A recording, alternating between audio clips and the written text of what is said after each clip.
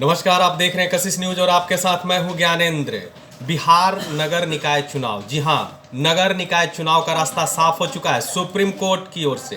कह सकते हैं कि सुप्रीम कोर्ट में अब अगली सुनवाई अगले साल यानी 20 जनवरी को होगी और इस पर रोक लगाने को लेकर कोर्ट ने किसी भी प्रकार की टिप्पणी नहीं की है। तो अब माना जा रहा है कि आपको नगर निकाय चुनाव का रास्ता साफ हो चुका है।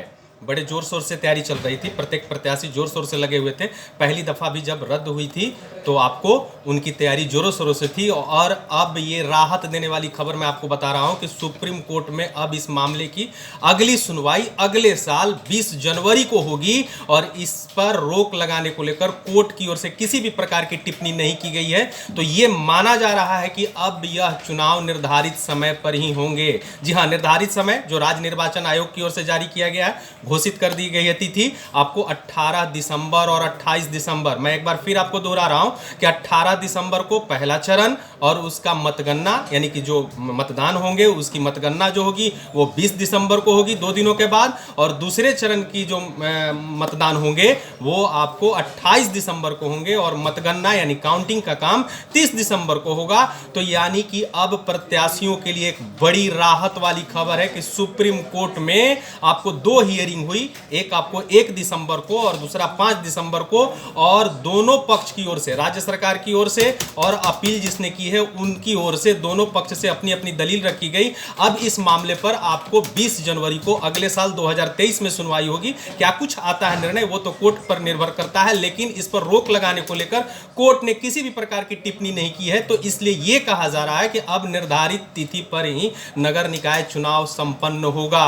इसको लेकर के बिहार की राजनीति में काफी उथल पुथल मचा हुआ था। सुशील मोदी लगातार राज्य सरकार पर हमलावर बने हुए थे। सुशील मोदी ये बातें कह चुके हैं, पहले भी कशिश न्यूज ने वो वीडियो दिखाने का काम किया कि सुशील मोदी कह चुके हैं कि जिस तर्ज पर यानी मध्य प्रदेश के तर्ज पर बिहार सरकार चुनाव कराने की बात कहती है तो मध्य प्रदेश में अति पिछड़ा आयोग का गठन है और वहां पर 35% आपको आरक्षण दिया गया है। तो बिहार में क्यों नहीं दिया गया इतना? जिस तर्ज की बात की जाती है वहां पर जो आयोग है वो आयोग रिपोर्ट कोर्ट को सौंप चुका है। तो बिहार में जो आयोग है, जबकि कोर्ट ने माना है कि डेडिकेटेड आयोग नहीं है लेकिन राज्य सरकार इसे डेडिकेटेड आयोग मान रही है, तो फिर भी रिपोर्ट कोर्ट में क्यों नहीं सौंपा जा रहा है? सुशील मोदी पूछ चुके हैं। सुशील मोदी एक और भी बात कहे हैं कि इस रिपोर्ट को सार्वजनिक क्यों नहीं किया जा रहा है, क्यों नहीं, अति पिछड़ों को कितना आरक्षण दिया गया है यह सार्वजनिक क्यों नहीं किया जा रहा? राज्य सरकार अति पिछड़ों के पीठ में छुरा घोंपने का काम करती है। यह विपक्ष लगातार ये बातें कह रहा है, लेकिन एक बड़ी खबर इसी बीच से निकल करके आई है कि सुप्रीम कोर्ट ने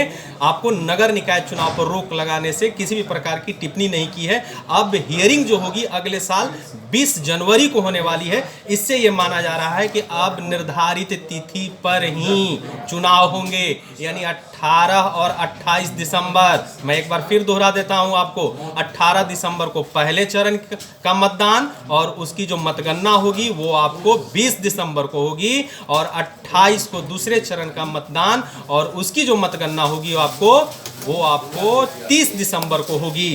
तो अब आप फुल फेस तैयारी में लग जाइए, क्योंकि सुप्रीम कोर्ट की ओर से अगर कहा जा सकता है कि एक हरी झंडी भी मिल गई है। अब 20 जनवरी को क्या कुछ फैसला आता है सबसे पहले कशिश बताने का काम करेगा। बने रहिए कशिश न्यूज के साथ। अगर इस वीडियो को आप यूट्यूब पर देख रहे हैं तो सब्सक्राइब कर लीजिए, अगर फेसबुक पर देख रहे हैं तो लाइक कर लीजिए और कमेंट करना ना भूलिए। धन्यवाद।